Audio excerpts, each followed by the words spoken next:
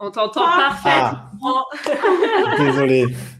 Aucun problème, c'est les soucis du direct live. Exactement. Surtout que j'ai eu un peu de problème à me connecter au début. Donc, Oh oui, non, mais bien sûr. On n'a rien vu. On n'a rien vu. On attendait que ça, mais de toute façon, t'es là, on est là, on s'entend, donc c'est parfait. Et nos élèves sont là aussi pour t'écouter pendant les 45 prochaines minutes pour que tu nous en dises plus sur ton métier. On a déjà donné quelques petits indices. On leur a dit que tu travaillais dans la logistique et que tu étais en alternance. Mais tu vas nous en dire plus très vite, j'en suis sûre.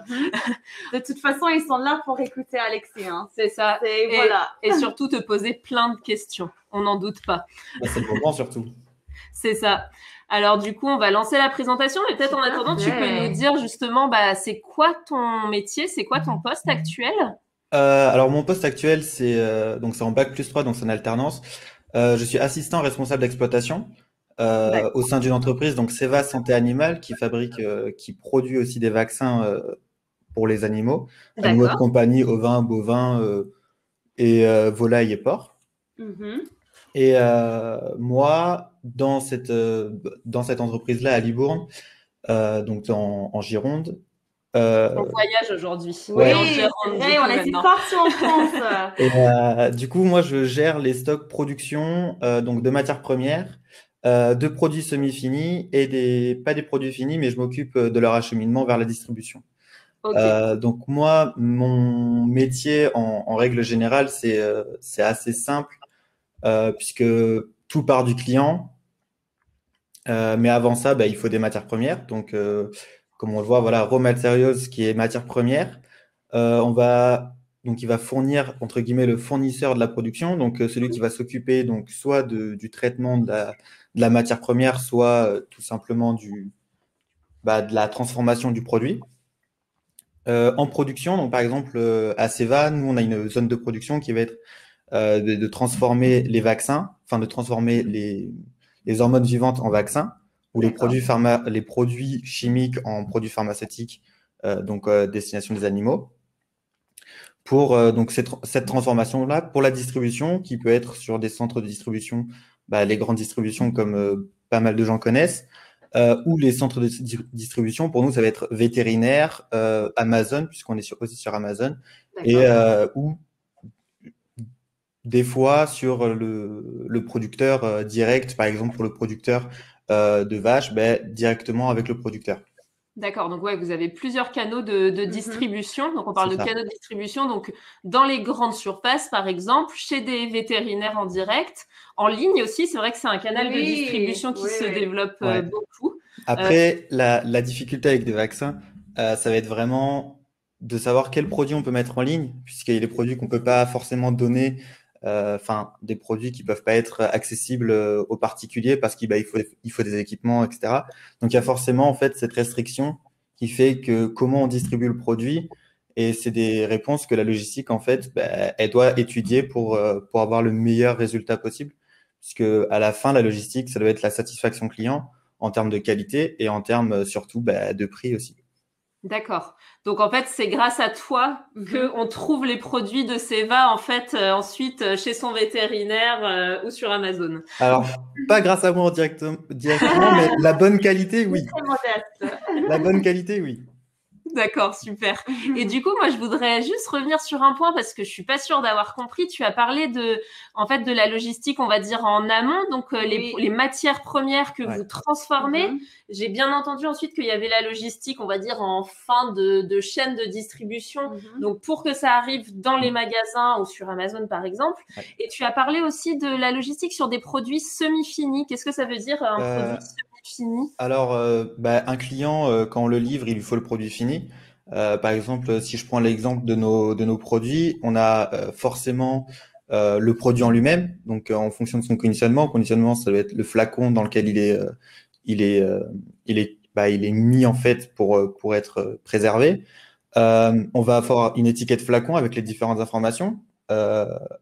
Toutes les informations, si on livre en Russie, on évite de livrer un flacon avec une étiquette française. C'est vrai que c'est mieux. Voilà, exactement. Il faut mieux comprendre le qu'on parle. Ah ben, il vaut mieux, ouais. C'est plus efficace quand on comprend ce qui se passe. C'est sûr. Et on va rajouter pour le produit fini, ce qui n'existe pas avant dans toute l'histoire du produit, ça va être la notice. Et le packaging final, ce qui va être en fait l'étui dans lequel on va mettre le produit. Par exemple, les Doliprane, ça va être la boîte jaune en fait avec la notice à l'intérieur. Et là, en fait, tout ce qui est produit semi-fini, Aceva, c'est facile, c'est tout ce qui est en flacon, mais qui n'est pas étiqueté produit fini. D'accord. En fait, c'est le moment où le produit, en fonction, c'est triste de dire ça, mais c'est vrai qu'il y a des pays qui payent plus cher, par exemple la Chine, la Russie, qui payent plus cher le produit parce qu'ils veulent un produit bien précis avec des normes qualité bien précises. Donc, on va faire une étude sur la qualité du produit et en fonction de la réponse, le meilleur produit il sera étiqueté en chinois ou en russe et le produit un peu moins performant qui respecte nos qualités par contre de service sera étiqueté pour les autres pays qui ont besoin aussi du produit. Okay. Et en fait, à partir du PSF, produit semi-fini, on peut vraiment faire ce qu'on veut du produit, un produit français, hongrois, russe, c'est pas un problème. Donc, du coup, pour bien faire la logistique, si j'ai bien compris, il y a toute une étape d'intercommunication avec plein d'autres entreprises. Il ne s'agit pas juste des acteurs au sein de ton équipe, par exemple, ou de ta boîte, mais vraiment là, tu es amené à être en contact avec un tas de personnes et d'entreprises différentes. Est-ce que c'est quelque chose qui te plaît dans ton métier et comment est-ce que tu t'assures que ça soit bien fait? Il y a plusieurs clés de contrôle avant tout ça. Mais effectivement, à Seva, par exemple, il y a des produits qu'on ne crée pas nous-mêmes à Libourne. On les fait venir d'Hongrie, donc l'usine Filaxia.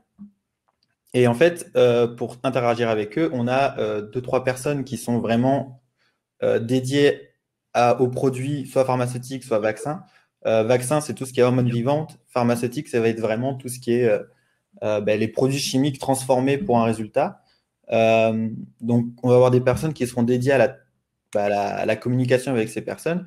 Et c'est intéressant parce que nous, on relève des problèmes qu'on a, par exemple, à Libourne, quand on fabrique le produit fini. Par exemple, une étiquette qui ne colle pas au flacon. C'est un produit qu'on va devoir remonter, bien sûr, à notre fournisseur pour pas que ça revienne, donc à Filaxia. Mais c'est un produit, c'est un suivi qu'on va devoir avoir aussi pour le client, puisque le client, si chez lui ça arrive et que ça se décolle, il faut l'information ou il faut l'avertir que potentiellement le début de lot qu'il a eu, potentiellement il va avoir des problèmes. Donc effectivement, c'est une partie qui est très intéressante. Et alors c'est bien de communiquer avec les partenaires, parce que c'est des collaborateurs avant tout, mais c'est vrai que on évite, enfin, on aime bien quand c'est pas en rapport avec des problèmes. C'est toujours plus C'est tout simple. le défi. Mais la vie fait que, très souvent, j'imagine, surtout en ce moment depuis l'année dernière où on est maintenant en télétravail, on doit du coup maintenant gérer les problèmes à distance, c'est pas facile. Mais du coup, c'est ce qui fait qu'on apprend beaucoup de choses sur le terrain et que notre quotidien, il est jamais pareil. Alors ça, c'est sûr. Surtout là, pour une usine de production, c'est vraiment un monde un peu à part où il y a vraiment plein d'activités différentes. Et c'est vrai que ça, le quotidien, il est vite chamboulé, quoi. C'est sûr. Ouais. Si tu devais nous donner, on va dire, les caractéristiques principales, toi, de ton métier, tu décrirais ça comment, du coup? Enfin, on avait parlé effectivement de cet enjeu de maîtriser, en fait, les coûts. C'est un des gros enjeux de la logistique, non? Oui, c'est l'axe principal. C'est celui presque qui dirige un maximum le fonctionnement d'une usine. Puisque si on passe du temps à fabriquer un produit, par exemple, on va prendre un produit qu'on doit fabriquer pendant 1 heure et qu'on le fabrique pendant plus de 2 heures et demie, c'est du temps forcément qu'on va rajouter au produit, qu'on va peut-être facturer ou non au client, mais c'est du temps pour nous qui est perdu. Et donc, c'est tous ces dysfonctionnements qu'il faut que nous, en logistique, on traite pour que le produit soit fait en temps et en heure, avec le moins d'étapes possibles, parce que si on rajoute une étape à chaque fois au produit, on va rajouter un prix de la main-d'œuvre, pour les temps machine aussi, la maintenance, toutes ces choses qu'on ne voit pas forcément pour un client, que nous, on doit calculer pour éviter justement d'avoir des prix astronomiques. Et pour ça, on doit savoir ce qui se passe sur le terrain.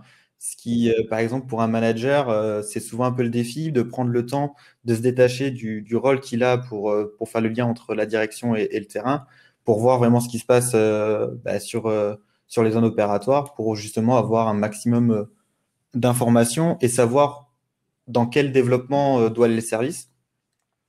On doit beaucoup faire face aux problèmes du coup hiérarchiques ou le problème budgétaire, puisque souvent dans une usine, on n'a pas envie de dépenser des sous autres que dans la production, ce qui est normal, puisque au fond, c'est notre fonds de commerce.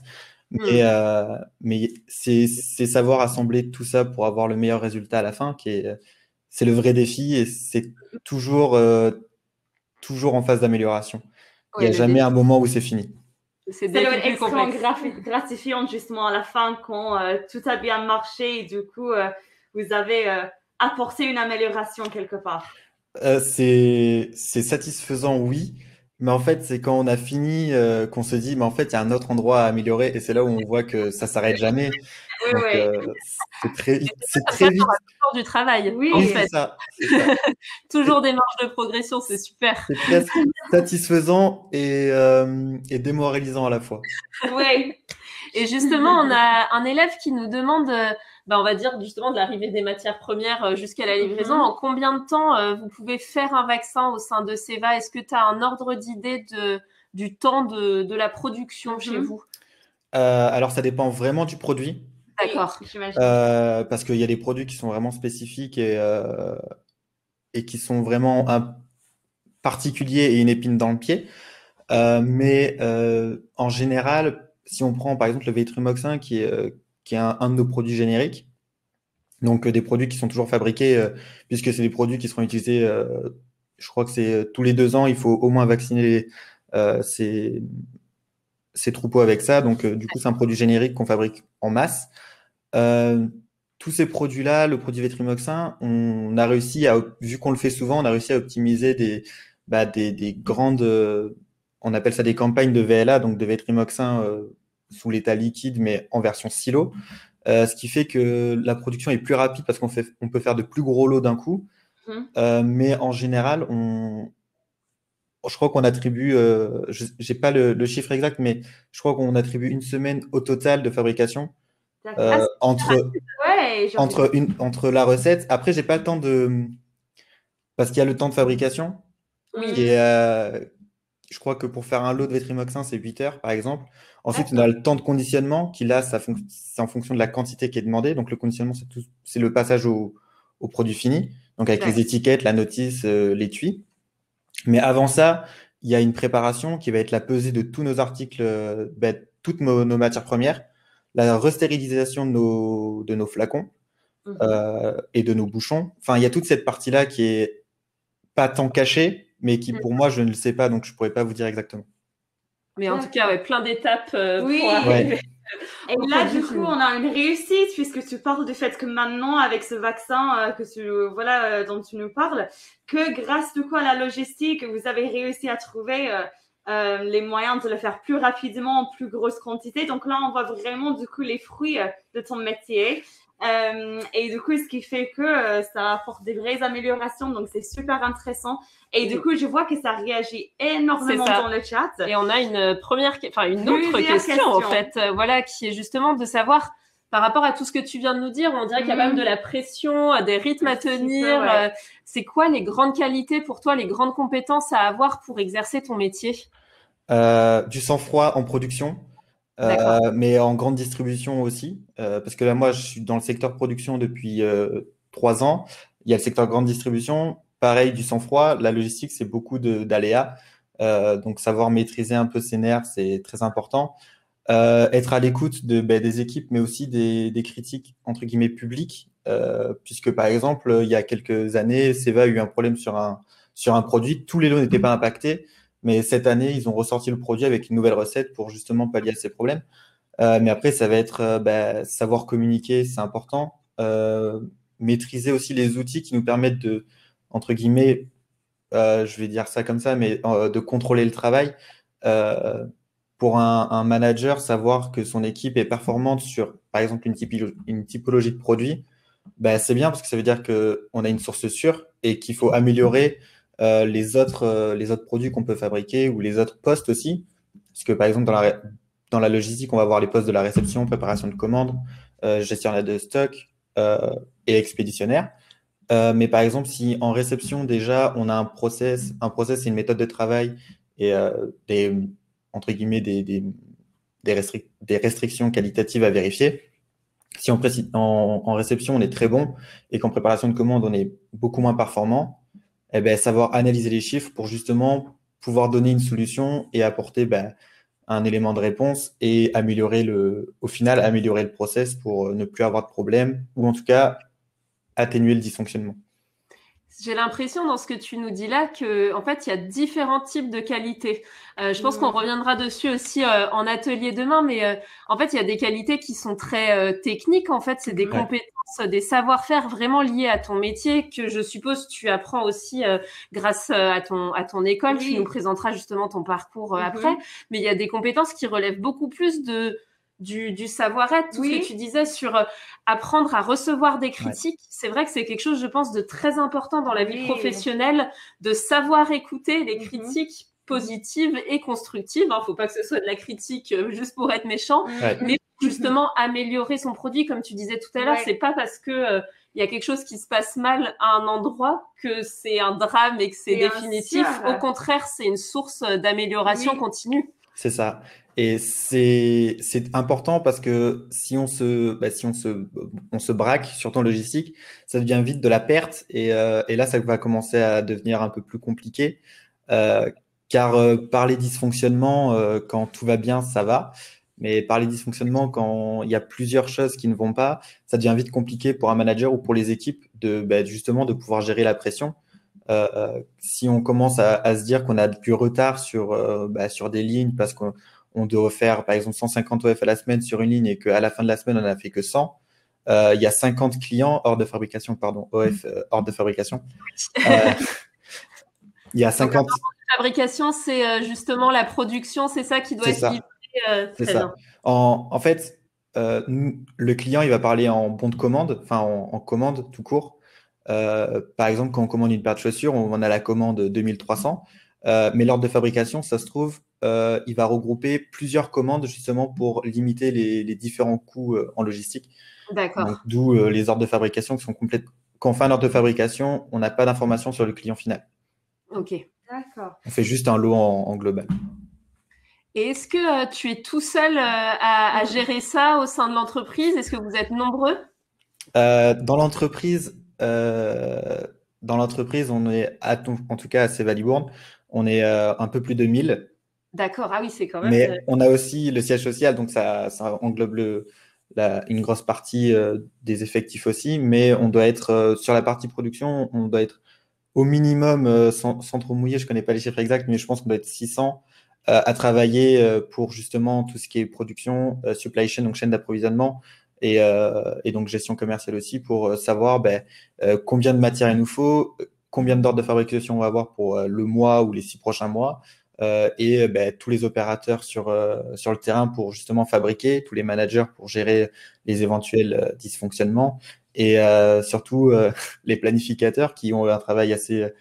C'est des grandes têtes pour justement trouver des solutions pour bien faire les plannings et pour ne pas avoir de rupture de charge, puisque ça coûte très très cher aujourd'hui d'arrêter une machine et de la relancer. Oui. Et c'est vrai que du coup, donc toi maintenant, tu es en bac plus 3, hein, c'est ça. Donc tu organises, tu es responsable de la logistique d'une partie de Seva. Mais c'est vrai que quand on entend logistique, moi, j'imagine plus justement directement les zones de production, de livraison, de stockage. Est-ce que tu peux revenir peut-être justement sur ton parcours avant, parce que tu as été à ces postes-là en fait dans ta carrière. Déjà, j'ai fait un bac pro logistique que j'ai commencé assez tôt, et le bac pro logistique nous fait rentrer dans la logistique, mais sans voir le côté responsable, etc. Il nous fait juste voir justement la partie très terrain, très opérationnelle. Ils nous font passer les cassettes, ce qui nous permet de conduire les chariots qu'on voit comme sur le PowerPoint là. Ce qui nous permet en fait de faire… Le CACES, c'est un diplôme, c'est ça, pour pouvoir conduire les C'est engins? pas un diplôme, c'est presque un permis, c'est une autorisation de conduite en fait, D'accord, qui stipule qu'on a la compétence de le conduire en sécurité et en connaissant tous les gestes liés à ça. Euh, d'accord. et en fait, c'est en bac pro, ben voilà, on nous donne cette capacité-là, qui est une capacité assez importante, puisque en logistique, on se sert souvent de ces engins de manutention. Et donc, on apprend à préparer une commande, donc à savoir lire un bon de préparation, à savoir lire un bon de livraison, euh, par exemple en réception, et en expédition, savoir éditer un bordereau d'expédition ou des étiquettes d'expédition. D'accord. L'objectif, quand on est en bac pro, c'est de savoir faire de la qualité et de pouvoir réaliser des plannings de préparation. Si on doit réaliser 25 000 commandes à la journée, il faut être capable de le faire. En fonction, bien sûr, des types de marchandises. Mais voilà, en bac pro, on nous apprend vraiment beaucoup le terrain. Et en fait, plus on augmente en, en diplôme, par exemple, le bac plus 2, c'est plus pour une gestion d'équipe, voire même d'opérateurs. Par exemple, le bac plus 2, théoriquement, c'est le responsable des opérateurs, mais il va pas voir trop loin non plus. C'est-à-dire qu'il va vraiment gérer son planning humain et matériel. D'accord. Il va vraiment gérer aussi la charge, comment il répartit la charge, comment on fait, comment il organise son service aussi. C'est possible. Et moi, aujourd'hui, en bac plus 3, je suis plus sur un poste qui commence vraiment à m'intéresser, où c'est vraiment, entre guillemets, mon but. Ça va être voilà, de réaliser des améliorations en logistique, mais aussi de proposer des projets d'amélioration. À aujourd'hui, là, par exemple, quand on voit le plan d'action type 200, c'est quelque chose qui était pour mettre en place des 5S, donc c'est une méthode de rangement. Euh, Chaque chose a sa place et chaque place a un nom. Et c'était, par exemple, un planning d'intervention dans les zones, mais aussi avec des deadlines, puisque c'est important de respecter ça en projet. Par exemple, Est-ce que tu peux nous dire ce que c'est une deadline? Ça a l'air Peut-être que très tout le monde ne complexe, connaît pas. c'est vrai. Deadline, tout ça, Ah oui, en traduction, date limite. oui, t'as limite, ouais, deadline. Et en fait, c'est par exemple pour nos chers troisièmes, rendre un devoir maison avant le jeudi, c'est une deadline. Et D'accord. Donc c'est toi, tout tu as plein simplement ça. de deadlines à C'est respecter. ça. Et, en fait, arriver au niveau où je suis, on a différents projets, c'est pouvoir respecter justement ces différentes deadlines sans empiéter sur les autres projets. C'est là où ça commence à devenir assez sportif et très divertissant. Aussi un peu prise de tête de temps en temps, puisqu'il faut réfléchir, faut pouvoir aussi se stopper quand on est sur une action et se dire là, je peux pas continuer parce que j'ai d'autres choses en attente. Ouais. Donc c'est très compliqué, faut être très très organisationnel sur son travail, mais aussi efficace, éviter de perdre du temps sur des choses qu'on a peut-être vues et revues pour justement pouvoir réaliser des plannings et faire des projets d'amélioration. Oui, j'ai l'impression qu'il faut beaucoup de compétences différentes quand même pour exercer ton fait. métier. Bah, Et du coup, effectivement, il faut aussi savoir prioriser ses missions, savoir gérer aussi la complexité de plusieurs projets en même temps. Ça a l'air assez passionnant. Oui. bah, Et du coup, c'est là où j'imagine le bac pro, c'est ce que tu nous disais justement avant. Le bac pro, il a été essentiel pour toi en termes de cet apprentissage. Ouais. Et ce que je trouve vraiment important, on va juste insister un peu là-dessus, puisqu'on a eu quelqu'un d'autre ce matin qui a fait un bac pro et lui, il voulait vraiment lutter un peu contre les stéréotypes qu'on peut avoir par rapport à ces formations-là. Et c'est génial que tu sois là avec nous aujourd'hui également, puisque là, du coup, tu vas nous dire que ça t'a appris énormément de choses, qu'aujourd'hui, tu es en bac plus 3, tu as une poste à responsabilité et que c'est justement grâce au bac pro que tu es arrivé par ça. le bac pro, faut pas dénigrer le bac pro parce que moi, j'ai souvent entendu le bac pro, c'est pas une bonne idée ou c'est pas un bon avenir, etc. En fait, c'est vrai, mais c'est faux à la fois. Quand on sait où on veut aller, moi, en mai à la fin de ma troisième, je savais pas où j'allais aller. par un hasard, j'ai dû faire ma journée du citoyen dans une caserne militaire et j'ai rencontré justement le responsable logistique de la caserne qui m'a expliqué son métier, ça m'a intéressé, donc je suis parti dans cette filière-là. Mais si j'avais pas été intéressé par la logistique et j'aurais fait un bac pro logistique, effectivement, ça m'aurait pas été d'une grande aide. Mais un bac pro, quand on sait à peu près ce qu'on veut faire, c'est ce qu'il faut faire parce que bah, ça nous apprend les bases du métier. Et moi, je construis mon expérience professionnelle depuis le bac pro. Euh, mes études supérieures, donc bac plus 2 et bac plus 3, je les ai fait en alternance pour justement acquérir le côté un peu professionnel d'une entreprise et être salarié. Mais le bac pro, c'est ma base et je pense aussi que j'ai pu trouver un bac plus 2 parce que j'ai fait un bac pro en logistique. Donc, il y a de ça. Oui, c'est ça, tu avais déjà des compétences assez techniques et professionnelles sur ces métiers-là par rapport à si tu avais fait un bac général. Oui, tout à fait. Et puis, rassurez-vous aussi, tout le monde qui nous écoute aujourd'hui, Alexis ne savait pas ce qu'il voulait faire en troisième. Donc, pas de panique. Moi, personnellement, non plus. Je pense que toi, c'est pareil. Donc, voilà, pas de panique. Alexis, c'est la preuve aujourd'hui qu'on peut être dans les doutes et on peut très bien hésiter pendant le collège et voilà, arriver à trouver un peu ce qui nous plaît par la suite. Exactement. Tu nous rassures, Alexis, c'est très bien. Ben, j'essaye. Du coup, je pense que tu as déjà pas mal expliqué ton activité. Hein. On a déjà présenté ces grandes lignes-là. On rappelle quand même à tous les élèves justement que vous pourrez retrouver le PowerPoint d'Alexis hein, dans les documents et le télécharger pour récupérer toute l'information nécessaire. Par contre, on a Ameline qui nous demande une super question, qui te demande plutôt, c'est pas toi et moi qui va répondre, mais qui te demande, Alexis, quels sont les avantages et les inconvénients de ton métier? Avantage, il n'y en a pas beaucoup. Non, je rigole. Avantage, on devient beaucoup plus responsable et très vite professionnel dans un monde assez compliqué où ça va très très vite. Donc on a beaucoup pas de remise en question, mais on a un vrai effort de réflexion pour savoir comment on peut s'améliorer en temps normal. Mais ce qu'on apprend sur la vie en vie professionnelle, on l'apprend aussi pour notre vie personnelle. Donc c'est assez important. Les inconvénients, c'est que pour ceux qui recherchent un métier entre guillemets facile où il n'y a pas trop besoin de faire grand-chose, bah c'est pas possible parce qu'il y a toujours quelque chose à faire en logistique, surtout dans des entrepôts de production. Mais à part ça, il y en a sûrement d'autres. Mais vu qu'on ne voit pas les journées passer, d'ailleurs, c'est quelque chose qu'on peut mettre en inconvénient, puisque des fois, on fait des heures gratuitement. Enfin, gratuitement, on s'entend. On fait vite des heures supplémentaires, surtout quand on a plusieurs projets. Journée bien chargée. Ouais, c'est ça. En temps normal, à Cévon, on a la politique de ne pas faire d'heures supplémentaires pour les alternants et stagiaires.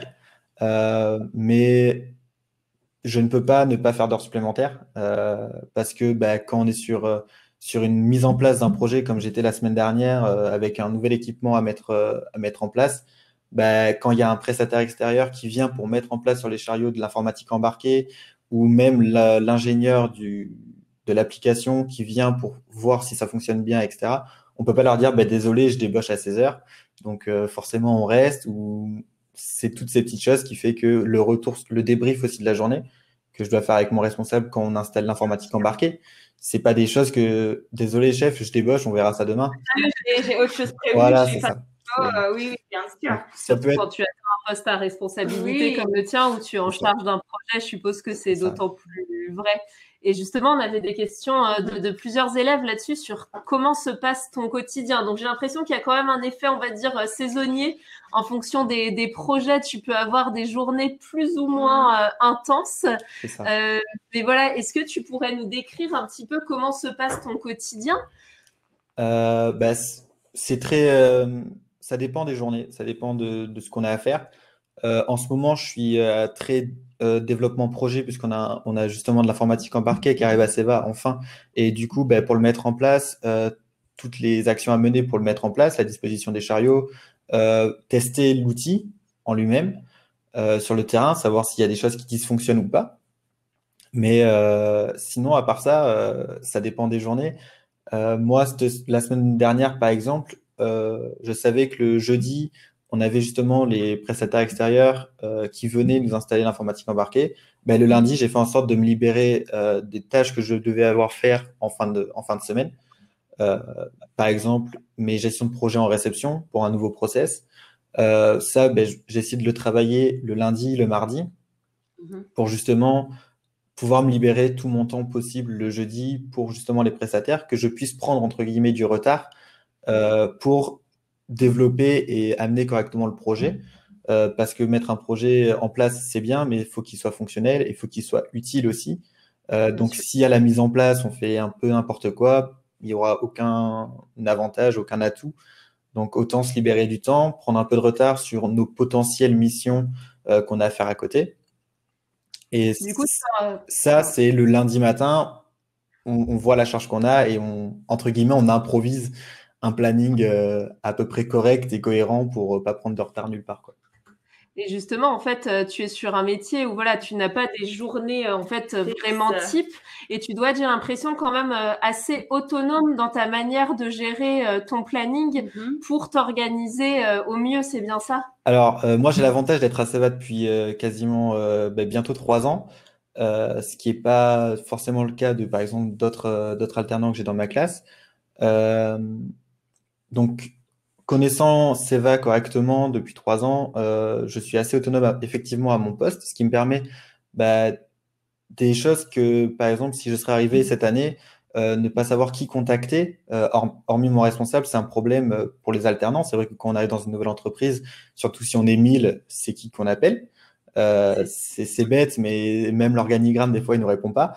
Donc forcément, c'est des choses que je peux vite pallier parce que je connais l'entreprise et parce que je connais les gens aussi. Les gens, ils me connaissent. Donc, quand je les appelle et que je leur demande, voilà, j'ai ça qui m'arrive en fin de semaine, est-ce qu'on peut pas avancer le rendez-vous? Quand c'est possible, c'est bien, mais sinon, on le décale et ça pose pas de problème tant que ça. Mais le fait d'être autonome à un poste, c'est aussi la connaissance du métier, mais aussi de l'entreprise en elle-même. Aujourd'hui, je peux pas être autonome dans une entreprise que je connais pas. Donc, moi, j'ai un avantage, c'est que forcément, je connais très bien mon entreprise et je suis pas 100% autonome parce qu'il y a des décisions qui se prennent par mon responsable, mais je suis 85-90% autonome sur mon travail aujourd'hui. Je rends juste des comptes à mon responsable en lui expliquant qu'est-ce que je fais. Et si jamais j'ai plus de mission, ce que je souhaite au troisième quand ils seront dans leur vie active, quand j'ai plus rien à faire, je demande s'il y a des choses sur lesquelles il faut travailler.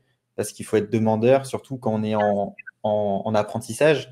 Parce que c'est que si on attend qu'on nous dise quoi faire, déjà le responsable il va pas être très content parce qu'on est passif et ça c'est pas fou. Et puis en termes de résultats pour notre rapport de stage et notre présentation à la fin d'année pour notre diplôme, ça pose vite problème aussi parce que ça c'est mon responsable qui me l'a donné, c'est mon responsable qui me l'a donné.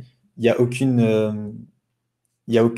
activité qu'on s'est dite nous-mêmes, j'ai vu ça et j'ai réalisé ça. Et ça compte énormément quand on parle à des professionnels qui nous valident le diplôme. Bien sûr. Et je trouve ça très intéressant ce que tu disais justement sur apprendre à connaître une entreprise, parce que c'est vrai que ça, c'est important dans la vie professionnelle. Quand on arrive, on est forcément aussi un peu moins efficace parce qu'il faut prendre, il y a toujours un temps d'adaptation à l'entreprise, de formation au mode de fonctionnement. On a beau apprendre plein de choses à l'école, même des compétences techniques. En fait, on va pas forcément les mettre en place de la même manière d'une entreprise à l'autre. Et donc, apprendre à connaître le collectif, c'est quelque chose d'essentiel aussi pour être efficace au travail. Je pense que les collégiens s'en rendent bien compte. Ils sont, à mon avis, beaucoup plus à l'aise maintenant qu'ils sont en 3e par rapport à leur arrivée la première semaine en 6e où on ne sait pas où est le CDI, on ne sait pas où est le CPE, etc. Tout ça est très grand. J'avais justement une question par rapport à ça, Alexis. Maintenant que ça fait presque 3 ans que tu es alternant là-bas, est-ce que du coup, tu es un peu le référent des alternants? Est-ce que du coup, les jeunes arrivés peuvent venir te voir en disant « Mais Alexis, je trouve rien, je suis complètement perdue. » Est-ce que du coup, tu t'occupes bien d'eux? Dis-moi que… Oui et non. Par exemple, aujourd'hui, c'est Arthur qui m'a contacté, le responsable donc RH des alternants à Seva, Libourne, qui m'a contacté en me disant écoute, tu connais bien Seva, tu es alternant et tu as fait tes armes à Seva. Est-ce que ça t'intéresserait de communiquer, de faire un échange sur ton métier? J'ai fait totalement. Mais après, en termes d'apprenti, on est on est 1000 sur le site. Il y a à peu près en moyenne 100 alternants chaque année. On les voit pas forcément. Oui. On a un groupe étudiant, on a formé un groupe sur le Gmail pour qu'on puisse avoir des contacts. Mais sinon, il n'y a pas vraiment de référent, puisque généralement, quand on est alternant, surtout CEVA, c'est beaucoup de M1, M2, donc des masters, qui sont en bac plus 4, bac plus 5. Donc, ils ont pas trop peur de parler auprès des RH directement, s'ils ont un problème sur leur fiche de paie, par exemple, ou sur la gestion de leurs heures. Que par exemple, en bac pro ou en bac plus 2, on peut se rendre compte et se dire, ah mince, faut que je parle à qui je peux parler pour que le message se fasse entendre. Donc moi, en termes de référent, non. Mais je crois que je peux le dire sans me mouiller, je crois que je suis l'alternant le plus vieux de CEVA. Donc, j'ai le plus d'ancienneté en tout cas, donc voilà.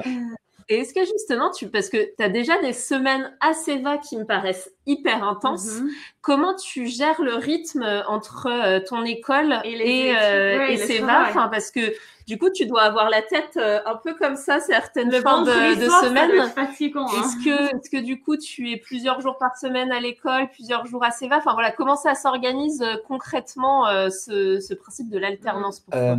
On n'a pas de rythme. Enfin, on a un rythme, c'est une semaine, c'est-à-dire une semaine en entreprise, une semaine en école.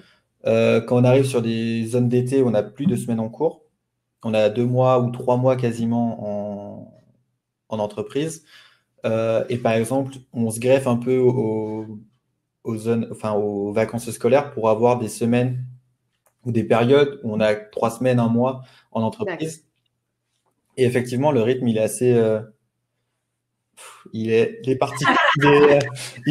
assez particulier en alternance. On doit gérer nos projets en entreprise. C'est presque le plus important. Mais ce qu'on apprend en entreprise n'est pas du tout pareil que ce qu'on apprend à l'école pour les outils. Savoir créer un tableau de bord, donc savoir des indicateurs de performance. C'est des choses qu'on apprend forcément, qu'on va pas apprendre en fait en entreprise. On va nous demander de le faire, mais on va pas apprendre. On va juste le faire et savoir si ça passe, écouter les corrections qu'on doit faire. Mais à l'école, on nous dit vraiment, tu fais comme ça, c'est ça la méthode qu'il faut faire pour avoir un bon indicateur. Il faut prendre telle chose ou telle chose en fonction de ce que tu veux montrer. Et c'est des choses qu'à CEVA, on n'apprend pas. Il n'y a pas un formateur ou un professionnel qui va dire, il faut que tu fasses comme ça. Donc, en fait, ça se greffe, mais le rythme est très, très, très long parce que une année, ça passe très vite. Et faut savoir, en fait, compartimenter. Moi, c'est ce que je fais. Il y en a qui le font pas et qui ça fonctionne aussi. Mais moi, je compartimente, c'est-à-dire que le week-end, je m'en sers pour faire un reset, entre guillemets, mental, pour me dire, je passe en entreprise. Le lundi matin, en fait, je me dis, voilà, j'ai telle chose à faire. Et je me souviens de mes projets. Et quand j'arrive le vendredi, je reset et je passe en mode, entre guillemets, étudiant pour repartir dans ce que j'avais à faire, des devoirs potentiels que j'avais à faire ou des choses que j'avais potentiellement à travailler. Il y a deux Alexis, en fait. Oui, il y a deux Alexis, Et là, on a l'Alexis entreprise, mais la semaine prochaine, ça va être l'Alexis, étudiant. Un peu ça. Du coup, on a une question, Alexis, qui revient énormément. Je vois que le chat, il est en train d'exploser là. Le salaire. Donc, pour les élèves du 3e, ils sont extrêmement curieux. Pour eux, c'est quand même vachement important de pouvoir se projeter un petit peu avec une rémunération. Et c'est vrai qu'en plus, c'est quelque chose d'assez intéressant parce qu'en fait, tu es encore étudiant, mais en fait, tu es salarié surtout. Enfin, ton statut, c'est un statut de salarié, donc tu as le droit à un salaire. Et donc, effectivement, si tu peux nous donner une idée de la fourchette de salaire sur un poste comme le tien, tout le monde est en attente. C'est très difficile à dire. Il y a une grille tarifaire comme dans chaque métier et comme dans chaque grille de diplôme. Aujourd'hui, moi, je suis alternant à CEVA, donc je suis sous le ministre du Travail et non sous le ministre de l'Éducation. Donc effectivement, j'ai bien droit à un salaire. Pour les heures travaillées que je fais à CEVA et à l'ISTELI, donc mon centre de formation. Moi, en tant que bac plus 3, il faut savoir que quelqu'un qui est en bac plus 3, qui a mon âge, ne va pas forcément avoir le même salaire que moi. Les entreprises ont le droit ont une loi à respecter en mode il a plus de 20 ans, il est en bac plus 3, il ne peut pas toucher moins de 700 €. Ça, c'est la loi. Donc, minimum 700 € sur un poste comme le tien en alternance. Mais ça dépend. Ça, c'est plus de 20 ans, bac plus 3. S'il a fait des années auparavant en alternance, comme moi j'ai fait par exemple, j'ai fait 2 ans en alternance, ben, je vais pas avoir la même grille de base que quelqu'un qui a commencé l'alternance. Donc quelqu'un qui a mon âge, par exemple dans ma promo, qui n'a pas fait d'alternance auparavant, ben, en fait, il sera moins payé que moi. D'accord. La loi le dit. Après, l'entreprise a le droit de donner ce qu'elle veut à son apprenti, tant qu'elle ne descend pas en dessous. Moi, j'ai pas de complexe avec mon salaire, donc je vais en parler. Par exemple, quand j'ai commencé l'alternance, j'avais 18 ans, donc en bac plus 2. Oui. Première année d'alternance, je touchais 638 €. D'accord. Pour travailler 35 heures, pour faire 35 heures par semaine. Un peu comme un stage. C'est ça. C'est plus ou moins le salaire d'un stagiaire. La différence, c'est qu'un stagiaire, la loi n'oblige pas à le payer. Moi, je suis apprenti et la loi oblige aux apprentis d'être payés. D'accord. C'est bon à savoir. Les stagiaires de moins de 2 mois, effectivement, moins de 2 mois, c'est on n'a pas besoin de les payer. Tout à fait. C'est ça. Donc, moi, j'étais payé comme ça. Deuxième année d'apprentissage, on est augmenté. Ça, c'est Seva propre qui le faisait. La loi ne le stipule pas, donc Seva m'a augmenté un peu, mais m'a augmenté. En bac plus 3, du coup, quand je suis passé de bac plus 3 à de bac plus 2 à bac plus 3, j'ai eu au-dessus de 20 ans, la grille change automatiquement, car un bac plus 2 qui a plus de 20 ans ou un bac plus 2 qui a 18 ans ne sera pas payé pareil. Donc moi, quand j'étais passé mes 20 ans et que j'ai intégré bac plus 3, j'ai été payé à hauteur de 1000 et quelques euros. Donc Seva a rajouté un peu par rapport à la loi. Mais moi, en alternance à aujourd'hui, en bac plus 3 logistique, en ayant fait 3 ans d'alternance, je suis payé à un peu plus de 1100 €, ce qui est plutôt bien. Oui. Puisqu'il y a des personnes. SMIC, au final. Exactement. Oui. Exactement, pour être formé. Donc, c'est quand même plutôt bien. Après, la grille augmente en fonction de l'étude qu'on fait en alternance. En termes de CDI, là, c'est totalement différent. Oui. Parce que déjà, ça dépend de où on vient, ça dépend de quel background, quel parcours on a, quelle formation. Une personne a aujourd'hui dans la logistique, et là je prends bien, c'est propre à la logistique en elle-même, une personne qui est en logistique, qui a par exemple 27 ans, qui a un master spécialisé, donc qui a fait un bac plus 6 en gestion de production, peut demander un salaire. C'est pas un problème. Une personne qui est certifiée, par exemple, sur un outil en particulier, peut demander plus que ça, parce qu'une certification, c'est beaucoup plus valorisant. D'accord. Donc, la personne, si elle a une certification, elle sera beaucoup plus payée.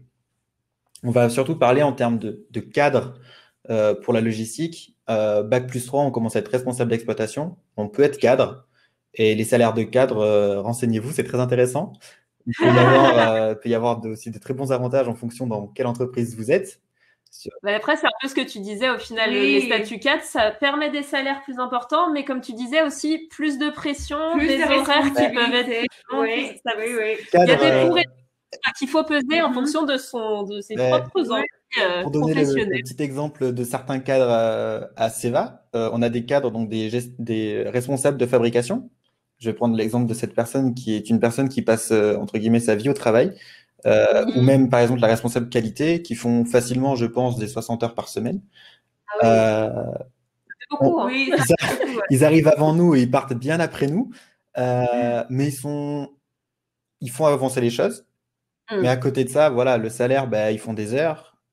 C'est très compliqué. Il y a aussi le côté astreinte à Seva, puisqu'on tourne 24-24.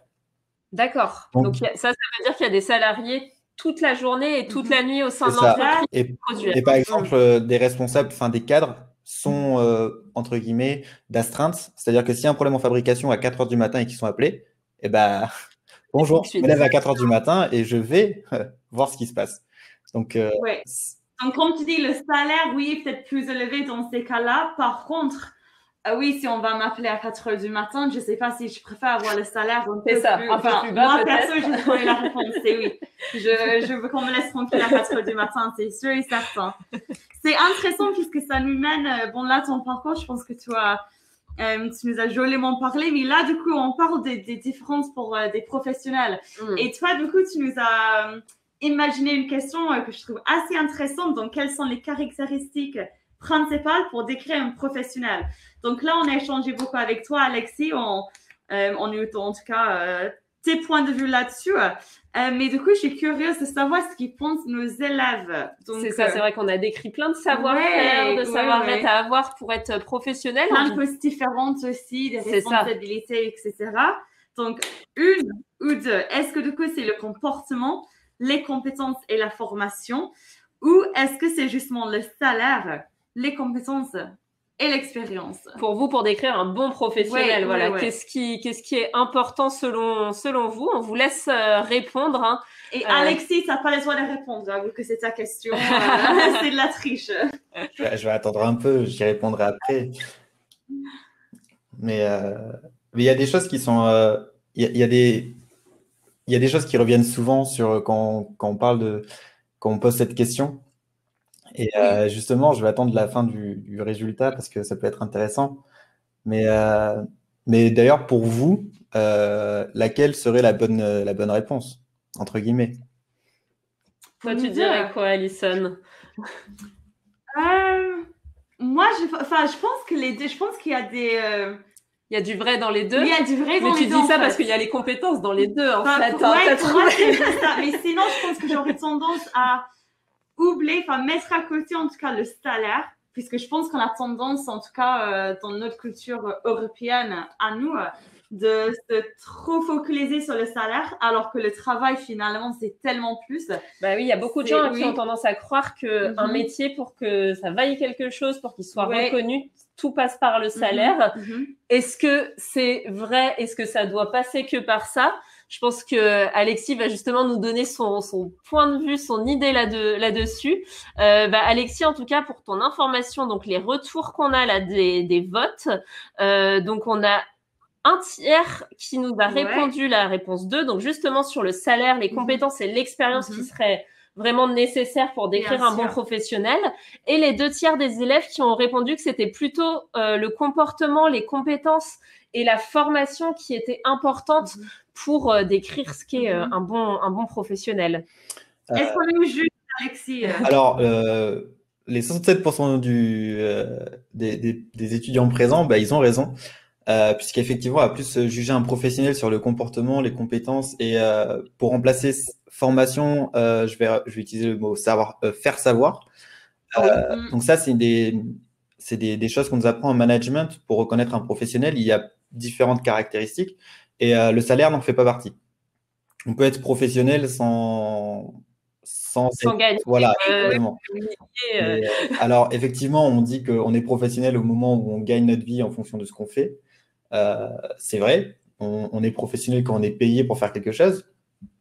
Mais en termes de management pur, il y a 3 caractéristiques qu'il faut bien avoir en compte. Donc, il y a le savoir-être principalement, donc le comportement, être poli, savoir parler aux gens et savoir demander ou même s'excuser si on est en retard ou qu'on va avoir du retard. Ça, c'est des compétences, c'est entre guillemets de l'éducation, mais c'est quelque chose qu'on peut aussi apprendre en entreprise. Complètement. C'est pour ça que je l'ai mis dans... je l'ai pas mis dans l'un, je l'ai mis dans les deux, je crois. Compétences dans les deux, mais pas c'était l'indication, c'est que le comportement, aujourd'hui, c'est le premier truc qu'on va juger quand on arrive dans une entreprise.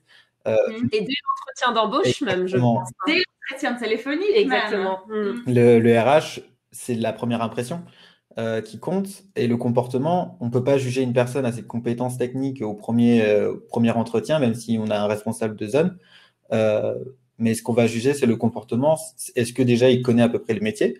Et au-delà de ça, est-ce qu'il sait parler poliment? Est-ce qu'il sait calme aussi? Puisque un entretien d'embauche, c'est pas mal de stress. Donc, s'il ne sait pas se tenir un peu, on le voit à l'entretien d'embauche. Le comportement, c'est 60% dans l'entretien d'embauche, donc c'est important de le mettre. Et c'est aussi 60% de notre vie dans un milieu professionnel.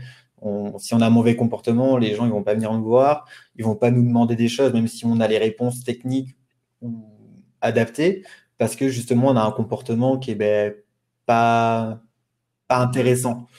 Ensuite, on a les compétences. Ça, je pense que ça va de soi. Donc le savoir-faire, c'est quelque chose qu'on apprend par exemple, en formation, on l'apprend. C'est quelque chose qu'on apprend aussi directement sur le tas, sur le terrain, parce que ça dépend des machines qu'on peut utiliser, ça dépend aussi de ce qu'on attend de moi. Mais effectivement, les compétences, c'est quelque chose qui compte énormément, parce qu'on va vous juger sur la compétence à réaliser votre travail. Donc effectivement, c'est incontournable. Et donc le faire savoir, qui est entre guillemets la formation, mais c'est surtout aussi pouvoir expliquer à quelqu'un qui n'est pas du métier, comme je fais par exemple aujourd'hui, de savoir à peu près dans quel environnement on travaille, pour justement avoir des axes d'amélioration. Un professionnel aujourd'hui en métallurgie qui ne sait pas expliquer, qui travaille à côté de fours à plus de 180 degrés, c'est un problème, parce que s'il ne sait pas expliquer la première zone de danger de son travail, ça peut poser problématique. Oui, problématique. Et puis je suppose qu'en plus, ça, c'est un axe qui doit beaucoup te parler quand on a été dans l'alternance et l'apprentissage, la formation d'autrui et l'apprentissage par ses pairs et par l'autre professionnel, c'est vraiment essentiel en fait dans la vie professionnelle. Et c'est comme ça qu'on développe aussi nos compétences personnelles. Donc, tout à fait. C'est important. Et puis en plus, c'est assez divertissant de voir les différentes façons qu'ont les gens de travailler la logistique. Parce que bon, dans la logistique, il y a plusieurs corps de métier. On ne peut pas être logisticien, à part si on est vraiment un génie de la logistique. Parce que logisticien, ça voudrait dire qu'on sait tout sur tout et qu'on sait absolument faire tous les postes, ce qui est, je pense, assez inconcevable. Mais maîtriser un poste, c'est très important, et montrer aux gens qui comprennent pas son poste et qui comprennent pas aussi les contraintes qu'on a à avoir, c'est encore plus important, surtout dans un monde comme la logistique où ça bouge tout le temps, et que si on dit non à quelqu'un, faut pas juste dire non. Je ne fais pas ça. Exactement, il faut savoir expliquer le contexte et dire non, par contre, je te propose ça pour pallier à ton problème. Et parce que ça, c'est une connaissance technique, et parce que à côté, il y a le comportement qui peut aussi te dire je sais que je vais lui dire non, mais je sais que moi, personnellement, en tant que professionnel, je ne peux pas juste dire non et lui dire débrouille-toi avec ton problème. Tout à fait. Et ça tombe super bien parce qu'en fait, demain matin, on va avoir un atelier sur comment faire bonne impression en entreprise. Donc, tu as très bien introduit les propos de nos collègues demain. Je vois qu'on a un peu laissé filer le temps. C'est quand c'est si intéressant, du coup, on oublie que voilà, on a un planning assez rigide à respecter. Du coup, on va peut-être te demander juste une idée reçue sur ton métier. Avant de finir ce live métier, parce qu'on a déjà pris un petit peu de retard. La plus grande idée reçue qu'on peut entendre, alors pas forcément en production dans les différents services, c'est que le service, par exemple magasin, production, on ne bouge que des palettes.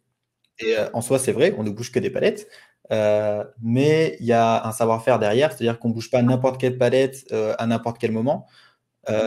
Donc nous, quand on nous dit qu'on bouge des palettes, on rigole, parce que effectivement il a bien observé le métier, mais il connaît pas la raison de pourquoi on a bougé la palette à tel moment et pas à un autre. Quel process aussi pour sortir une palette du stock. C'est facile de sortir une palette physique, on la prend à un emplacement, on la mène dehors ou à un autre emplacement. Mais il y a tout un process à respecter informatiquement pour que tout colle, puisqu'aujourd'hui, on ne peut pas dire sur un entrepôt, par exemple, où il y a 3000 emplacements de palettes, de dire je veux cette palette sans savoir informatiquement où elle est, parce que ça veut dire qu'on va faire les 3000 emplacements en espérant trouver la bonne au bon moment, quoi. Donc, ça prendrait un peu de temps. Ouais. Du coup, il y a cette phrase qu'on entend souvent où on bouge que des palettes, mais il y a tout un process à respecter et toute une organisation aussi pour pouvoir bouger la bonne palette au bon moment. Parce que, entre guillemets, dans le jargon, on appelle ça des coups de fourche, mais on compte les coups de fourche sur une palette, parce que plus on bouge une palette, plus elle va coûter cher au client. Et un client qui paye cher parce qu'on bouge une palette pour rien, lui...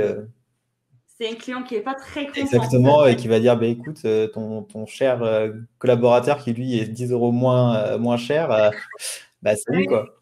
Pas ce problème, tout ça parce que on ne sait pas bouger une palette. Ouais. D'accord. C'est beaucoup plus complexe du coup que l'idée qu'on peut s'en faire, l'idée reçue qu'on peut s'en faire. C'est l'informatique, c'est être au bon endroit au bon moment, c'est aussi la sécurité en fait. C'est faire en sorte que les gens ne soient pas en danger autour de cette palette et tout ce qui se passe autour. Donc super intéressant. on voit que c'est vraiment polyvalent et que tu passes des journées et des semaines bien pleines. Ah, ça, c'est sûr. On est presque à la limite fatigué. Moi, je me dis même, j'ai regardé ton planning, j'ai besoin de boire un petit tisane et de prendre 5 minutes pour moi. Exactement. Tes tableaux Excel sont impressionnants. Après, j'ai pas pu montrer un indicateur que j'ai pu faire parce que raison de confidentialité. Mais effectivement, des fois, on se garde un peu la tête pour plein d'informations pour en sortir qu'une seule, ça devient vite contraignant. Mais, c'est sûr. mais au moins, c'est divertissant. En tout cas, merci infiniment. Merci, plaisir. On te souhaite plein de bon courage, en tout cas pour la fin de ton alternance, la fin de ton année à l'école aussi. On va vraiment penser à toi. Donc, merci d'avoir donné ce temps avec nous aujourd'hui. Les élèves, ils ont adoré. Enfin, ça n'a pas arrêté de chatter en tout cas. Donc, vraiment, merci beaucoup, Alexis. Mais de rien, merci à vous. Bonne fin de journée. Merci, vous aussi. Et nous, du coup, on va rester. Exactement. On reste ensemble encore un petit peu. Et qu'est-ce qu'on va faire maintenant? Et du coup, on va peut-être prendre un petit temps pour faire le bilan de cette première journée de stage virtuel. C'est déjà fini la première journée. La première journée arrive sur sa fin. C'est passé très vite. Ça s'est passé tellement vite. Et on a vu une diversité de métiers assez impressionnante parce que du coup, pour résumer, on a eu du coup un chef d'entreprise en fait ce matin avec Alexandre Sogo. Tout à fait. On a eu ensuite les métiers de la maintenance. Oui, avec Vincent qui était l'apprenti et Marc qui était son responsable. Exactement. Donc on avait les deux en même temps. C'était vachement sympa de voir du coup les compléments dans leur travail et aussi les compléments dans leur parcours à tous les deux. Et du coup, là, on a fini sur les métiers de la logistique avec Alexis. Donc, 2 profils d'études en alternance. Oui. J'espère que ça vous a plu de découvrir ces formats d'études où on est du coup déjà salarié en réalité. Ça, c'est quand même intéressant. Notamment, si on a besoin de pouvoir financer ses études, c'est un mode d'études supérieures qui peut être intéressant et qui est en plus très professionnalisant et très recherché par les entreprises. Oui, tout à fait. Comme tu dis, en fait, ça va vraiment ajouter de la valeur sur son CV. Puisque si toi, par exemple, tu es en bac, je sais pas plus toi, comme Alexis, et tu fais pas d'alternance à côté, alors que moi, si, j'ai non seulement mes études, mais j'ai aussi toutes mes expériences professionnelles que Gwendoline n'aura pas forcément. C'est ça. Donc, c'est vrai que quand on se présente tous les deux pour l'entretien, normalement, mon CV, un petit plus par rapport à moi. Un petit plus, le prend pas mal. Typiquement, je pense qu'Alexis, il y a des chances, à mon avis, qu'il se fasse recruter derrière au sein de Seva. Ça fait déjà 3 ans qu'il est chez Seva. C'est le roi des alternances. C'est ça, ça doit être pas mal. On peut peut-être juste profiter vite fait, puisque je suis consciente quand même aujourd'hui, là c'est la semaine des industries, et aujourd'hui on a vu 3 hommes nous parler de leur métier. C'est vrai. Par contre, je pense qu'on devrait quand même peut-être prendre un petit moment pour s'adresser aux filles qui nous regardent aujourd'hui. Pas d'inquiétude, il y a énormément de recrutement pour les femmes dans les métiers d'industrie. Elles sont très recherchées. Oui, et on va en rencontrer dans la semaine. Ne vous inquiétez pas. Demain après-midi, si je ne me trompe pas, on aura de l'entreprise OI. Déjà, pendant la visite d'entreprise, on aura la responsable qualité qui sera avec nous. Et si je ne me trompe pas, le live métier ensuite sera également avec des professionnels. Oui. Et puis du coup, Ruby Cuir, qui était l'entreprise de Vincent et de Marc ce matin, elle n'était pas là, elle ne pouvait pas venir vous faire un petit coucou, mais la gérante de l'entreprise est une femme. Donc voilà, juste pour vous dire quand même et juste pour vous rassurer que même si vous avez eu 3 hommes d'affilée aujourd'hui dans la journée, l'industrie, c'est quand même un secteur parmi plusieurs secteurs qui recrutent et qui sont très recherchés aujourd'hui par des femmes. Donc, pour les filles qui nous regardent et qui nous écoutent, il n'y a aucun problème, vous allez trouver du boulot facilement. C'est ça. Bon, du coup, toi, qu'est-ce que tu as retenu aujourd'hui? C'est quoi qui t'a le plus marqué, Alison? Honnêtement, alors moi, je pense que j'avais quand même les idées reçues sur l'ensemble des métiers. D'accord. Et j'ai presque un peu honte en fait. Je me dis, c'est bien, je vais travailler sur moi et je vais vraiment me poser chez moi ce soir et réfléchir à tout ça. Mais c'est vrai que je ne me rendais pas compte de la complexité des choses. Que ça soit au niveau de l'esprit critique ou logique qu'il faut avoir pour comprendre ces métiers, pour travailler avec les machines, pour comprendre les processus, pour tout le temps être en amélioration. je ne me rendais pas compte du travail que ça demande. Et je suis assez impressionnée et admirative. Et c'est ça qui est intéressant, c'est en fait d'échanger avec des professionnels parce que tant qu'on ne connaît pas le métier, on se base sur des images qu'on voit dans des publicités, dans des films qui sont souvent assez résumés, synthétiques, voilà.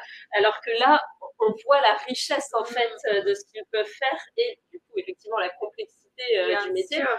Et effectivement, ça donne beaucoup plus envie. Oui, tu as complètement raison, Gwendoline, tu as complètement raison. Je pense aussi, je ne me rendais pas compte, et là, c'est aussi parce que, bon, tous les deux, ça fait un petit moment qu'on a fini les études et qu'on travaille maintenant à temps plein, mais les options et les opportunités de faire les deux, de continuer les études tout en travaillant, ça, c'est quelque chose, enfin, moi, personnellement, en Angleterre, c'est mon pays d'origine, je ne sais pas si vraiment on peut faire ça. En général, tu fais ton bac plus 3 ou ton bac plus 5 et voilà, tu le fais à ton point et tu as un job étudiant à côté. Mais pas en entreprise comme Alexis ou comme Vincent. Je te propose qu'on regarde ça d'ici la fin de semaine moi, je pense que ça dire aux élèves je suis ça existe en Angleterre ou si c'est une spécificité française. Tout à fait. Comme les escargots. On va voir, du coup, c'est l'alternance, c'est comme ça. C'est ça. Et moi, ce que j'ai trouvé aussi hyper intéressant aujourd'hui, c'est qu'en fait, notamment sur ces métiers de la maintenance et de la logistique, en fait, on n'est pas sur le cœur de la production, mais c'est essentiel. Sans eux, rien ne fonctionne, en fait. Comme la maintenance. C'est ça, s'il y a une machine qui tombe en panne, toute la production est arrêtée. La logistique, voilà, si la matière première n'arrive pas, si on ne sait pas à quel endroit elle est stockée, rien ne marche. Donc, c'est vraiment des métiers qui sont tous imbriqués les uns dans les autres et qui ont tous leur nécessité, leur intérêt. Et ça, je trouve ça assez passionnant de voir qu'en fait, on n'est pas obligé d'être sur le cœur de la production, le cœur du métier de l'entreprise pour trouver sa place dans ce secteur de l'industrie. Oui, et ben, je pense que du coup, le côté maintenance et aussi logistique, ce sont des nouvelles idées, des nouveaux concepts, ce qui fait que de plus en plus, au fur et à mesure pendant les années, ils vont recruter de plus en plus. Je pense qu'il y a 10 ans, 20 ans, 30 ans, c'était, comme tu dis, effectivement, la production, c'était le cœur de l'entreprise. Aujourd'hui, c'est plus le cas, comme tu dis, et donc, du coup, c'est vachement intéressant pour vous aujourd'hui, qui nous suivez, justement de observer et mieux comprendre du coup les nouveaux métiers comme la logistique et la maintenance, puisque dans 10 ans, ça va encore exister et du coup, ils vont peut-être vous recruter. Et après, moi, l'autre chose que j'ai trouvée vraiment intéressante, je ne sais pas ce que les élèves en ont pensé, mais c'est sur cette question des compétences. Oui. Parce qu'en fait, ce que je trouve top déjà, c'est qu'en fait, il y a certaines compétences que tous nos professionnels du jour devaient avoir. C'est un peu ce qu'Alexis disait à la fin sur en fait le savoir-être en entreprise. Donc le savoir-être en entreprise, c'est vraiment quelque chose d'essentiel et Alexandre en a parlé, Vincent en a parlé, Alexis en a parlé. Savoir échanger avec ses collègues, savoir se présenter, arriver à l'heure, ça a l'air d'être vraiment au cœur en fait du travail. Et en réalité, je pense qu'au collège, on vous apprend déjà ça, arriver à l'heure, bien parler à un adulte, éteindre ses camarades, éteindre le téléphone. En fait, c'est des choses qu'on vous apprend au collège et qui seront utiles dans la vie professionnelle. Et c'est des savoir-être qui sont et en fait, un métier, ce n'est pas que des savoirs techniques. Et ça, je trouve ça hyper intéressant de le souligner, et voire même de souligner, comme le disait Alexis, que en fait, c'est au cœur du recrutement souvent. C'est sûr et certain. C'est ça. Puisque de toute façon, sur le CV, on voit si déjà tu as les bonnes expériences pour faire ce métier, on voit si tu l'as fait par le passé. Donc, côté technique, je peux déjà prendre ma décision. Par contre, moi, si je suis responsable RH ou si je vais te recruter, je veux aussi savoir, est-ce que du coup, tu vas bien t'entendre avec les autres collaborateurs? Est-ce que moi, je vais bien m'entendre avec toi? Est-ce que du coup, si demain, il y a un problème avec une cliente, je peux te faire confiance? Tu vas lui bien parler, tu vas être polie, souriante, dynamique. Donc, oui, je suis tout à fait d'accord avec toi. Et je pense que déjà demain, on aura la télé sur faire bonne impression en entreprise. Donc, je pense que ces idées-là vont être. Je pense que c'est ce qui est intéressant parce que là, du coup, ça donne l'impression qu'il faut tous être sociables. Et je pense que moi, je suis quelqu'un de timide à la base, mais on ça me fait super peur d'entendre ça. Alors qu'en fait, il y a des métiers, enfin, ça reste des compétences utiles, mais d'un métier à l'autre, ce sera plus ou moins nécessaire. Je pense que, comme le disait Alexandre Sobo ce matin, dans son métier de chef d'entreprise, c'est essentiel. On ne peut pas, à mon avis, être chef d'entreprise sans cette capacité à discuter, à dialoguer avec différents interlocuteurs. Donc, parce qu'on ne va pas dialoguer, à mon avis, de la même manière quand on parle, il a parlé ministre, si je me rappelle bien. Voilà, c'est ça, de tous ces services qui sont sur des aspects très techniques, des fonctions plus support, comme la communication, les ressources humaines. Donc, il faut avoir une capacité, on va dire, de tchatch qui est beaucoup plus importante que sur d'autres métiers plus techniques, justement, où on vous demandera peut-être pas toutes ces compétences au sommet.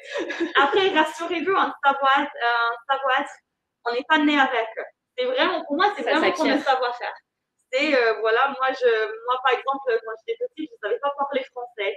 Bah, là, aujourd'hui, j'ai fait des cours. Là, je parle bien. Je suis venue m'installer en France et là, ça va plutôt bien.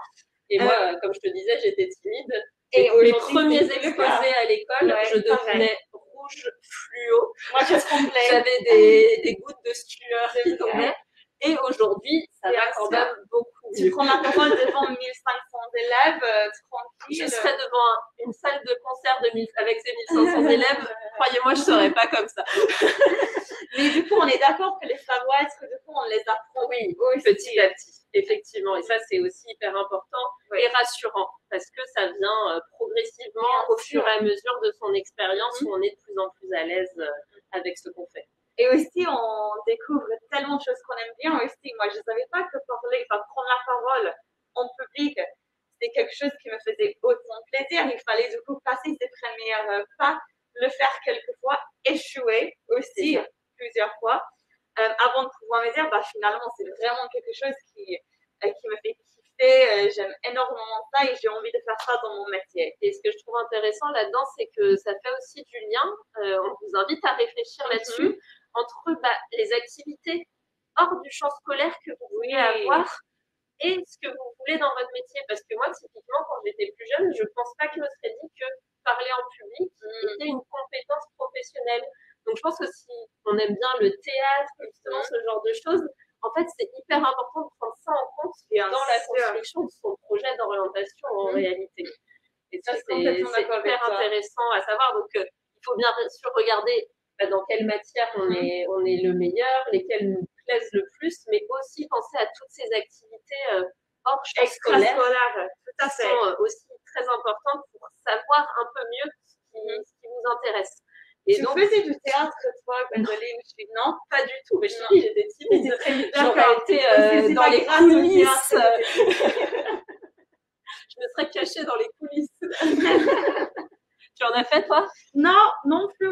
Mais je pense que j'aurais vachement aimé, par contre. Oui. Mais je faisais beaucoup moi, j'étais plus sport, danse, etc. Mais je pense que j'aurais beaucoup aimé le théâtre. Je me sens même encore aujourd'hui à prendre des cours, faire tout ce qui est l'improvisation, mais à voir. Et on vous invite du coup à réfléchir aux activités extrascolaires que vous pouvez avoir et qui peuvent entraîner des compétences peut-être intéressantes pour un métier futur. N'hésitez pas à nous le mettre aussi dans le chat. Moi, je pense, j'étais comme toi, j'étais plus à faire beaucoup de sport. Et je pense qu'en même temps, c'est aussi, on apprend énormément. Et le travail d'équipe, c'est ça. Ça commence là, en fait. Exactement. En équipe. J'ai fait du volley pendant 10 ans. Le travail d'équipe, c'était au cœur. La communication. Exactement. Aussi. Et aussi, c'est bête, mais vivre sous pression, la compétition, et échouer, perdre des matchs, et c'est pas grave, on rebondit et on y arrive mieux la fois suivante. En fait, on apprend plein de choses grâce à ces outils d'activité. Oui, je suis d'accord avec toi. J'avoue que là, en ce moment, c'est pas la meilleure période. On peut espérer que les choses s'améliorent. C'est sûr. Et un temps, on va pouvoir reprendre la vie normale, on va pouvoir faire des cours de théâtre, faire de la danse, refaire du volley du coup ensemble. Mais en tout cas, c'est le moment où il faut en profiter, on peut réfléchir à tout ça. Donc, du coup, dites-nous qu'est-ce qui vous intéresse, qu'est-ce qui vous tente dans tout ça. Et dans aussi ce que nous ont présenté les professionnels, voir ce qui vous intéresse, vous plaît, ou au contraire, vous vous dites jamais je veux ça dans mon métier. Donc, par exemple, Alexandre qui nous disait qu'il devait beaucoup voyager, beaucoup parler dans des langues différentes, beaucoup de pression aussi, de représentation. Pendant le live avec Rubik Cuir, quelles étaient les principales compétences qu'ils ont mis en avant? Est-ce que tu t'en rappelles? Oui, alors c'était assez similaire du coup à Alexis, c'était la polyvalence. D'accord. C'était l'adaptabilité aussi, puisque du coup, souvent on va arriver à l'entreprise le matin et du coup, on va se rendre compte qu'il y a plusieurs machines en panne. Et ben là, il faut être réactif, il faut savoir prioriser les choses. Il faut savoir expliquer et communiquer les choses également aux clients, puisque du coup, si les sacs de Chanel vont avoir du retard, ben là, du coup, il faut quand même savoir le communiquer, en parler, etc.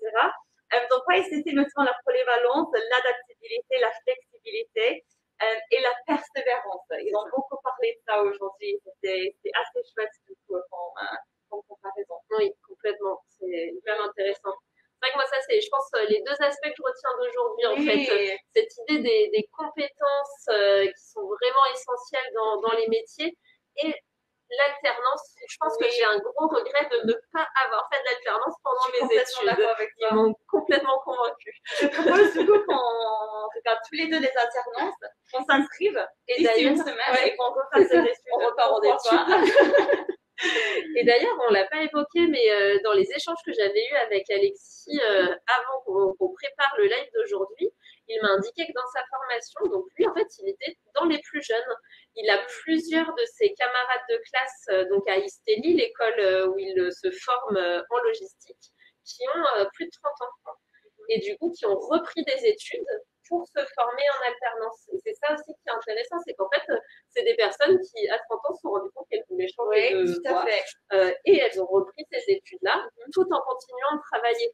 Donc, je pense qu'à 30 ans, c'est vrai que c'est plus simple de se réorienter en continuant de travailler en parallèle des études. Bien sûr. Mais Vincent, du coup, je ne sais pas, je ne pense pas qu'il avait 30 ans quand même. Il avait peut-être plutôt les 25-26 ans, mais quand même, il disait qu'il était un peu plus âgé pour être alternant. Et que ça, justement, c'est puisqu'il avait tenté plusieurs formations avant. Ça ne lui a pas plu. Il a changé ses idées, il a changé de parcours. Et voilà, là, du coup, ça se passe très bien pour lui. Donc, encore une fois, Alex, il a dit, on va insister là-dessus. Si vous ne savez pas à votre âge ce que vous voulez faire, ce n'est pas grave. On va changer d'avis plusieurs fois dans une vie. Au contraire, c'est une belle chose. Enfin, c'est vraiment ce qui fait que la vie, de jour au jour, elle change, elle est stimulante. Donc, n'ayez surtout pas peur de ça. Au contraire, il faut savoir le transformer en quelque chose de positif. C'est ça, en fait, ça va dépendre, encore une fois, je pense, de vos compétences et de ce que vous aimez faire. Il y a des gens qui vont rester dans la même entreprise et faire toute leur carrière, mais faire plusieurs postes, et voilà, qui peuvent avoir plusieurs postes, qui développent du coup une connaissance très très fine de l'entreprise, de ses produits, et au contraire des personnes qui vont plutôt avoir tendance à changer régulièrement d'entreprise, voire même de métier et de secteur d'activité. Et en fait, les deux profils sont riches et apportent des éléments au collectif, à l'entreprise. Oui, alors là, j'ai Flore, du coup, qui me dit « J'aimerais que mon métier ne soit pas tout le temps pareil. » Ah bah ça, du coup, je te recommande soit la logistique, soit la maintenance, soit être chef d'entreprise. Parce que d'après ce qu'on a vu aujourd'hui, ils n'ont jamais un jour pareil. Ça change en permanence. Donc, j'espère en tout cas, Flore, que ça t'a inspiré aujourd'hui. Du coup, je pense que là, tu auras beaucoup d'options. Et c'est vrai que je pense que ça va dépendre d'une personne à l'autre parce qu'il y a des gens qui, au contraire, veulent un peu plus de sécurité et de stabilité dans leur quotidien parce que tout le monde ne gère pas la pression de la même manière. Donc, c'est vrai que chacun ses envies. Et en tout cas, effectivement, j'espère que tu trouveras un métier riche et où ta curiosité sera bien éveillée.